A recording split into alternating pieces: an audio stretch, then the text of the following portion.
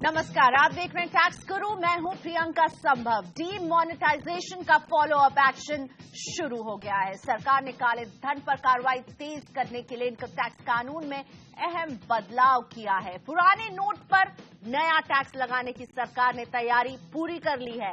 Bank में जमा किए गए कैश का स्रोत अगर आप नहीं बता सकते तो उस पर 50% टैक्स दीजिए, और अगर पैसा छुपाया तो तैयार रहिए 90% तक टैक्स अदायगी के लिए।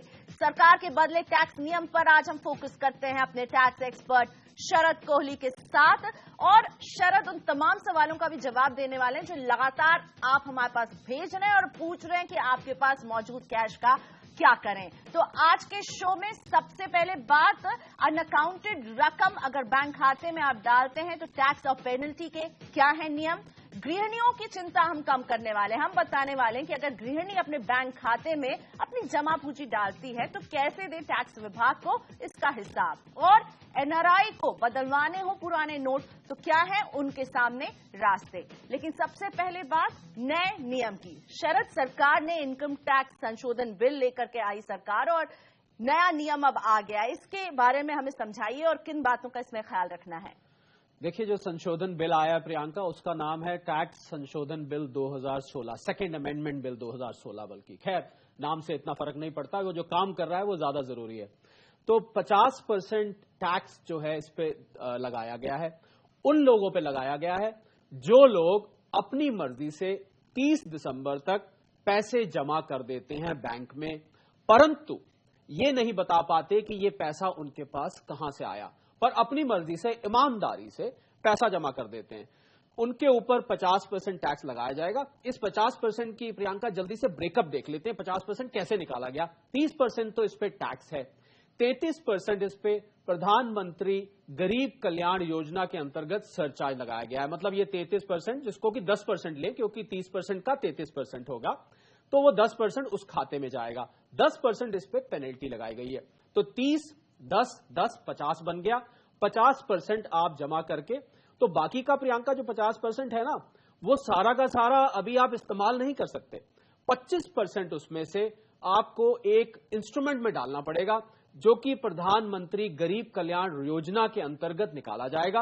उस 25% पैसे से आप 4 साल के लिए महरूम हो जाएंगे। उसको आप छू नहीं सकते, उस पर ब्याज भी कुछ नहीं मिलेगा। बाकी का जो बचा 25%, 50, 25, 75 हो गया। उस 25% से आप इस्तेमाल कर सकते हैं, उसको यूज कर सकते हैं। वो आपके लिए अभी अवेलेबल होगा। लेकिन ये उनके लिए है जो अपने अनअकाउंटेड कैश को जमा करेंगे, और जो 30 दिसंबर तक इसे जमा नहीं करते उनका क्या होगा। देखिए, जो अपनी मर्जी से जमा नहीं करेंगे उनके लिए फिर और प्रावधान निकाले गए हैं। उनके लिए टैक्स 82.5% कर दिया गया है। कैसे कर दिया गया है, जल्दी से देख लेते हैं। देखिए, 115 BBE करके सेक्शन था, जिसमें प्रियंका 30% टैक्स का पहले प्रावधान होता था। उसको अब सीधा 60 कर दिया गया है। तो 60% तो स्पेशल रेट से उन पे ये टैक्स लगेगा। उसके बाद 25% प्रधानमंत्री गरीब कल्याण योजना का सरचार्ज लगा दिया गया है। तो अगर हम 60% का 25% निकालें तो 15 होता है। 60 में 15 जोड़ते हैं तो 75 हो जाता है। अभी यहीं खत्म नहीं होती बात, इस पर पेनल्टी भी लगाई गई है। पेनल्टी लगाई गई है, एक नया सेक्शन प्रियंका निकाला गया जिसको 271 AAC कहा गया है। उसके अंतर्गत 10% पेनल्टी टैक्स के ऊपर है। मतलब टैक्स और सरचार्ज जोड़ के 75 के ऊपर 10% हम निकालें तो वो 7.5% आता है। 7.5 को 75 में जोड़ते हैं तो 82.5% तक टैक्स उन लोगों को देना पड़ेगा जो कि अपनी मर्जी से डिक्लेयर नहीं कर रहे हैं। तो देखिए, सरकार ने ना चारों तरफ से घेर लिया है। अगर मैं होता ना कर विभाग प्रियंका, तो मैं एक गाना निकाल देता लोगों के लिए, जाइए आप कहां जाएंगे, दूर तक हमारी नजर जाएगी, और दूर तक ऐसी जाएगी कि आपके पीछे पीछे चलेगी, आपको छोड़ेगी नहीं कहीं पर। तो हमने देखा 30 सितंबर तक आईडीएस स्कीम सरकार की आई, और अब फिर से काले धन को सफेद करने का एक मौका है। आईडीएस स्कीम का एक्सटेंशन माने? जी हाँ, आईडीएस 1 उसको कह सकते हैं आपने, क्योंकि आईडीएस नाम ले दिया इसका। तो हमने प्रियंका फिल्मों के सीक्वल बनते देखे थे, आजकल खूब प्रचलित हैं, पर ये आईडीएस स्कीम का भी सीक्वल आ गया है। जी हाँ, उसमें 45% का प्रावधान था।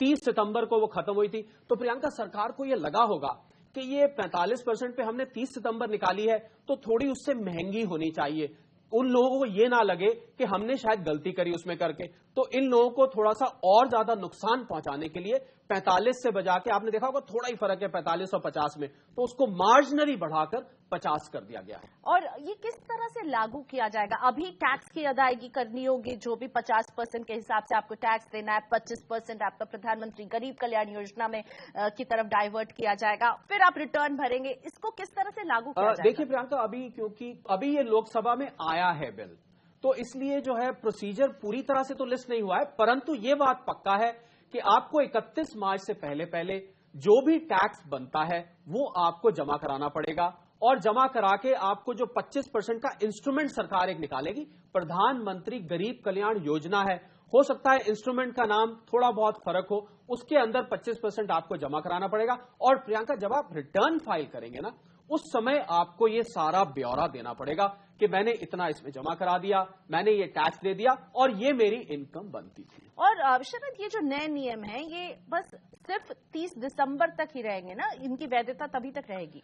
जी हां, जो ये डीमोनेटाइजेशन के अंतर्गत जो आ रहा है वो तो 30 दिसंबर तक ही है। तो मतलब अगर हम वापस जाएं तो 50% टैक्स वाला जो प्रावधान है वो केवल 30 दिसंबर तक रहेगा। हालांकि लोग, ऐसा कहा गया है कि आप 31 मार्च तक रिजर्व बैंक में जाके अपने पुराने नोट जमा करा सकते हैं, बाकी बैंक तो नहीं लेंगे, परंतु ये स्कीम शायद तब ना रहे। ओके, तो आपको अगर इस स्कीम का फायदा उठाना है तो 30 दिसंबर तक आपको सारा अपना अनएक्सप्लेन्ड इनकम जमा करना होगा। लेकिन अगर अनएक्सप्लेन्ड इनकम काफी कम है तब तो एसएससी को कोई चिंता करने की जरूरत नहीं है। वो 2.5 लाख का जो एक मैजिकल फिगर है उससे कम कुछ पैसे डाले जा रहे हैं कैश में, तो उसमें भी चिंता की तो कोई बात नहीं। जी हाँ, मैंने कहा ना, वो जाइए आप कहां जाएंगे, तो शायद उनको भी पूरी तरह से चैन से नहीं बैठ सकते। इसलिए नहीं बैठ सकते कि 2.5 लाख की जो लिमिट है वो लिमिट एक बेसिक एग्जेम्पशन उस पर फिक्स की गई है। परंतु अगर आप मान लीजिए, कुछ लोग क्या कर रहे हैं प्रियंका, 2,30,000, 2,35,000, 2,45,000 ऐसे करके बैंकों में जमा कर रहे हैं, तो सरकार को इस बात की भनक लग गई है, उनको लग गया है कि लोग कम कम करके जमा कर रहे हैं, तो उन्होंने साफ साफ कहा है कि जो 2.5 लाख से कम भी कर रहे हैं वो ये ना सोचे, और अनएक्सप्लेन्ड है, ये ना सोचे कि ये एक ब्लैंकेट परमिट मिल गया है। ऐसा नहीं है, 2.5 लाख से कम पे भी प्रश्न चिन्ह लग सकता है।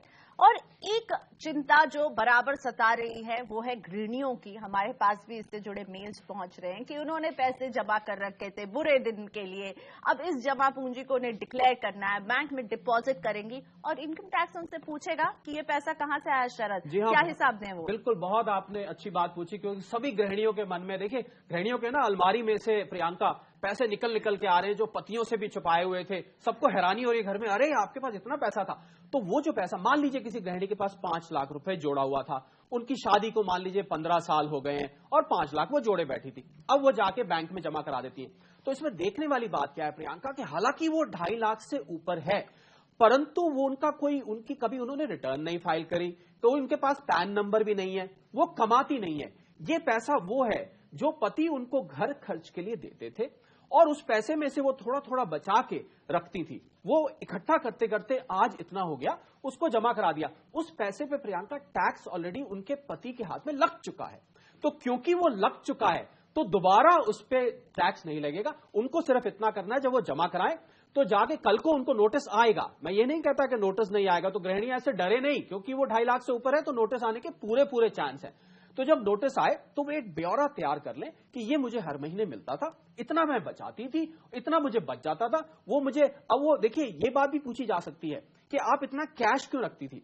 तो देखिए हमारी जो इंडियन मेंटालिटी है ना, वो ये कहती है कि कैश को छू के ना एक अच्छी सी फीलिंग आती है, तो वो गृहिणियां उसको इकट्ठे छू छू के देखती है, हाँ इतना हो गया, अब इतना हो गया, इतना हो गया, तो इसलिए वो जमा कर रही है। तो आप बताइए, कोई चिंता की बात नहीं है। बिल्कुल, ये आपकी सेविंग है और आपके पति ने आपको ये पैसे दिए जिन्होंने टैक्स अदा किया होगा, हम ऐसा मान रहे हैं। और ये कैश की खुशी जो है अब हम इसे कम करना होगा और हमें कैशलेस इकोनॉमी की तरफ बढ़ना होगा, सरकार ने संकेत दे दिए हैं। लेते एक छोटा सा ब्रेक, अभी हाजिर हो रहे हैं। ब्रेक के बाद डीमोनेटाइजेशन का आफ्टर इफेक्ट एनआरआईज पर कैसे पड़ रहा है, वो कैसे अपने पुराने नोट जमा करें, इस पर डालेंगे नजर।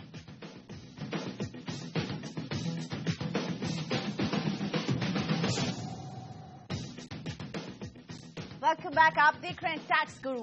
डीमोनेटाइजेशन की लहर हर तरफ नजर आ रही है और इसे एनआरआईज भी अछूते नहीं है।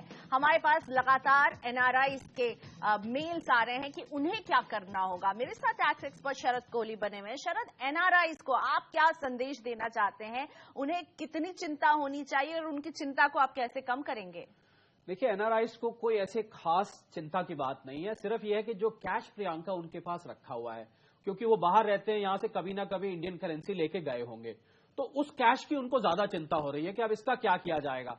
तो देखिए, अभी तक तो सुविधा विदेशों में जो भारतीय बैंकों की ब्रांचेस हैं, वहां पर अभी तक जो आखिरी जानकारी आई है, वहां तक अभी ये सुविधा उपलब्ध नहीं है। तो उन बैंकों ने तो हाथ खड़े कर दिए कि हम तो इसको नहीं लेंगे जो आपने लिया है। तो उनके सामने दो ही रास्ते हैं, या तो वो क्रिसमस आ रही है अपना एक हॉलिडे प्लान कर लें इंडिया में और आके जमा करा दें, या फिर उनका कोई रिश्तेदार दोस्त आ रहा हो उसको एक अथॉरिटी लेटर बना के दे दें और अपना कैश उनको दे दें। वो उनके भारत के जो एनआरओ अकाउंट है उसमें आके वो पैसा जमा करा देगा। और शरद, जो विदेश घूमने के लिए गए हैं और उनके पास भारतीय करेंसी है, उनके लिए अब आगे क्या रास्ता बचता है? क्या वो इसे विदेशों में एक्सचेंज करके यहाँ आए, और कैसे कर सकते हैं विदेश में एक्सचेंज? आपने तो कहा कि वहां जो भारतीय बैंकों के ब्रांच है वहां पर ये सुविधा अभी तक नहीं है। हाँ जी, पर कुछ देश ऐसे हैं जहां पर भारतीय करेंसी के बदले आप फॉरेन एक्सचेंज ले सकते हैं। तो एक तो इस वजह से भी कुछ जो लोग विदेश घूमने जाते हैं वो करेंसी को ले जाते हैं। अब मान लीजिए वो बचा के, तो वहां तो अब वो चेंज होने के चांस प्रियंका ना के बराबर है। जब वो वापस आएंगे तो वापस आके उनको अपने अकाउंट में ही जमा कराना पड़ेगा। उनके सामने अब कोई चारा नहीं है। फेमा रूल्स के अंदर प्रियंका, आप 25,000 रुपए तक भारतीय करेंसी को विदेश में ले जा सकते हैं। तो 25,000 से ऊपर तो प्रियंका होगी नहीं, वो उससे नीचे होगी, थोड़ा बहुत एयरपोर्ट पे यहां वहां खर्च भी हो जाता है। अगर बचेगी तो उसको वापस आके जमा करा दें। अब रुक करते हैं अपने दर्शकों के सवालों का। पहला सवाल मेरे पास चंदन शर्मा जी का है। चंदन एक छोटे कारोबारी हैं और प्रोप्राइटरी बिजनेस चलाते हैं। इनका टर्नओवर 2 करोड़ से कम है और ये 8% प्रॉफिट दिखाकर ITR 4S फॉर्म में टैक्स रिटर्न फाइल करते आए हैं। इनका ज्यादातर बिजनेस कैश में होता है और 8 नवंबर को इनके पास 22.5 लाख रुपए की नकदी मौजूद थी। तो चंदन जानना चाहते हैं कि क्या ये इस पूरी रकम को बिना किसी दिक्कत के अपने करंट अकाउंट में डिपॉजिट करा सकते हैं? देखिए प्रियंका, चंदन को पहली बात तो मैं ये कहना चाहूंगा कि जो 2 करोड़ की लिमिट है 44AD की, जिसको हम प्रिजम्पटिव टैक्स कहते हैं, वो लिमिट इस साल से आई है। पिछले साल तक वो लिमिट 1 करोड़ थी। चलिए हम मानते हैं कि चंदन इस साल के लिए ये पूछ रहे हैं। अब चंदन के सामने एक दुविधा खड़ी हो गई है। दुविधा क्या खड़ी हो गई कि सुगम जो जाता है, 4S प्रियंका जाता है, उसके अंतर्गत आपको खाते नहीं रखने होते हैं। मतलब आप 2 करोड़ की इनकम है, 8% ले और जमा कर दें, उस पर जो भी टैक्स बनता है। अब चंदन के सामने समस्या यह है कि सुगम कर चुके हैं, 22.5 लाख कैश इन हैंड था। वो तो जो नियम था प्रियंका, वो ये था कि 8 तारीख को 8 बजे 11:59 पे जो आपकी किताबों में कैश इन हैंड था उसको आप जमा कर सकते हैं। तो अब चंदन को यह करना पड़ेगा कि सुगम के अंतर्गत चंदन आपको किताबें तो रखने की जरूरत नहीं है, क्योंकि आप प्रिजम्पटिव टैक्स में आ रहे हैं, पर इसको सिद्ध करने के लिए कि 22.5 लाख रुपए आपकी किताबों में सच में थे, आपको किताबें रखनी पड़ेंगी। तो ये थोड़ी सी आपको परेशानी होगी, पर क्योंकि 22.5 लाख रुपए का सवाल है तो किताबें रख के और आप इसको सिद्ध कर दीजिए। वैसे छोटे कारोबारी अमूमन कैश में काफी डील करते हैं, और खासतौर पर हमारी जिस तरह की सोसाइटी है अभी तक तो कैश में ही लेन देन चलता था शरद। तो छोटे कारोबारियों को आप क्या संदेश देना चाहेंगे? देखिए प्रियंका, आपने बहुत ही रेलेवेंट बात करी है। भारत की 90% जो इकोनॉमी है वो कैश पे चलती थी। अब ये उनके सामने समस्या खड़ी हो गई। प्रधानमंत्री जी ने अपनी स्पीच में बोला था कि 70 साल की हमारी आदत है, तो उस आदत को अब थोड़ा थोड़ा धीरे धीरे बदलना पड़ेगा। उन कारोबारियों को, उन व्यापारियों को मेरी ये सलाह है कि वो इलेक्ट्रॉनिक डिजिटल सिस्टम पर आ जाएं। अपने यहां पर मोबाइल वॉलेट्स, बैंक का UPI सिस्टम है, क्रेडिट कार्ड, डेबिट कार्ड, सारी सुविधा अपने बिजनेस में ले आए, जिससे कि आगे से आपको कैश में कम से कम डील करना पड़े। प्रियंका, कैशलेस इकोनॉमी का ध्येय है, कम से कम लेस कैश पे तो आ जाए। और अगला सवाल अनिल गोयल जी का है। इनकी माँ सीनियर सिटीजन है, माता जी की उम्र 85 साल है। वो अपना टैक्स रिटर्न हर साल भरती आई हैं। अनिल जी जानना चाहते हैं कि इनकी माँ अपने बैंक खाते में कितनी रकम डिपॉजिट कर सकती हैं? देखिए, आपके मदर जो है सुपर सीनियर सिटीजन कैटेगरी में आती हैं और अभी भी वो रिटर्न फाइल करती है। देखिए प्रियंका, देखिए सुपर सीनियर सिटीजन भी अपनी कितने कर के लिए कॉन्शियस हैं और कितने नियम से फाइल करते हैं, तो आपको उनकी थोड़ी मदद करनी पड़ेगी। मदद ये करनी पड़ेगी कि आप जो है उनका एक ब्यौरा बनाएं कि कितनी उनकी इनकम होती थी, और कुछ खर्ची भी वो जरूर करती होंगी। उस खर्ची को उस इनकम में से निकालें और जो वो हर साल बचाती आई हैं उस बचाए हुए पैसे को आप जोड़ते जाएं तो एक अंदाजे से आपको अमाउंट आ जाएगा कि इतना इनके पास इस टाइम एकत्रित हो गया होगा और उस हिसाब से आप उनका जमा कर दें। आपकी सहायता की अवश्य जरूरत पड़ेगी इनको उसमें। लेते एक छोटा सा ब्रेक यहां पर, और ब्रेक के बाद देखिए क्या एग्री बिजनेस से जुड़े लोगों को बैंक में पैसा जमा करने पर देना होगा इनकम टैक्स।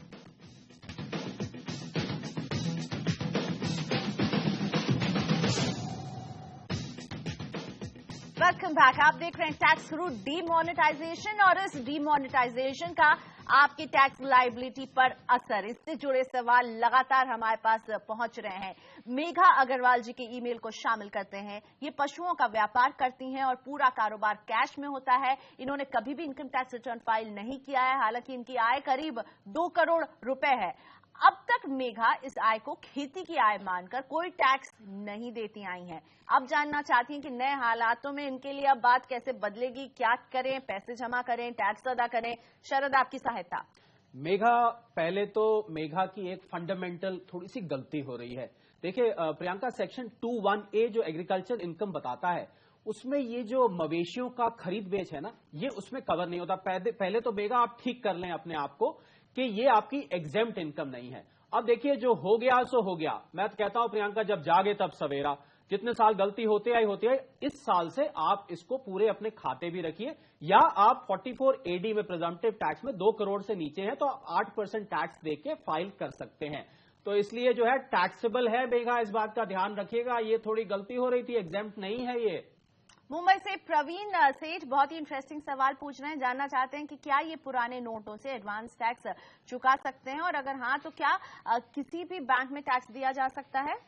प्रियंका, मुझे बताइए, पिछले कुछ दिनों में जब आपका पुराना नोट चला था तो आपको ऐसा लगा था सिर पे कोई भारी गठरी रखी हुई थी, उतार के नीचे रख दी? तो बिल्कुल ये प्रवीण का वैसा ही हाल है। जी हां, एडवांस टैक्स में आपके पैसे, पुराने नोट अवश्य जा सकते हैं। आप बैंक में जाइए, अपने पुराने नोट जितने भी हैं और एडवांस टैक्स उससे जमा कराइए। प्रियंका, सरकार की टैक्स की कलेक्शन इस वजह से बढ़ गई है। लोग पुराने नोट निकाल के उससे टैक्स जमा करे जा रहे हैं। बड़ी सरकार के लिए खुश होने की बात है। जी हाँ, तो पुराना नोट अभी भी मदद कर रहा है आपकी। अगला सवाल वी नितिन जी का। इन्होंने पिछले साल मां की इंश्योरेंस कंपनी से 9 लाख रुपए का डेथ क्लेम हासिल किया था, और ये 9 लाख रुपए इन्होंने अपने घर में ही रखे क्योंकि ये एक घर खरीदने की तैयारी कर रहे थे। लेकिन इस पूरे साल के दौरान इन पैसों का इस्तेमाल नहीं किया। अब क्या करें नितिन? देखिए नितिन, आपको इंश्योरेंस क्लेम के ये पैसे मिले थे, तो इंश्योरेंस क्लेम के पैसे पूरी तरह से वैध हैं। आपने वो निकाल के रखे प्रॉपर्टी खरीदने के लिए। आज वो पैसे जो है वो लीगल टेंडर नहीं रहे, वो पैसे बेकार हो चुके हैं। तो बेकार नहीं हुए, आप उसको बैंक में जाके और जमा कराएं, इसलिए आप सेफ हैं। आपके ऊपर वो 2.5 लाख वाली चिंता की जरूरत नहीं है। क्यों? क्योंकि आपका ये पैसा इंश्योरेंस क्लेम का पैसा था, और आपके पास कल को नोटिस आएगा, मैं ये नहीं कहता, वो प्रेम पत्र अवश्य आएगा। आप जाके बताएं कि मेरा ये वो पैसा था, मैंने साहब वापस जमा करा दिया, क्योंकि अब ये पैसे किसी काम के नहीं रहे, पूरी तरह से वैध है, चिंता मत करिए। इसी के साथ शरद, धन्यवाद आपका हमारे शो में शामिल होने के लिए और डीमोनेटाइजेशन को इतनी सरलता से समझाने के लिए। वैसे अगर अभी भी आप डीमोनेटाइजेशन और टैक्स के बीच के रिश्ते को समझ नहीं पा रहे तो अपने सवाल हमारे पास जरूर भेजिए, हम आपको बताएंगे क्या करें। आप अपने सवाल हमें भेज सकते हैं SMS के जरिए। टीजे लिखकर स्पेस दीजिए अपना सवाल और नाम लिखकर 51818 पर आप भेज सकते हैं। आप हमें ईमेल कर सकते हैं tax@moneycontrol.com पर। साथ ही में हमारा पोस्टल एड्रेस भी आपकी स्क्रीन पर है। अपना नाम और फोन नंबर हमें जरूर भेजें। तो टैक्स गुरु में आज हमें यही इजाजत दीजिए। अगले हफ्ते हम फिर हाजिर रहेंगे, आपके लिए टैक्स को आसान बनाएंगे। नमस्कार।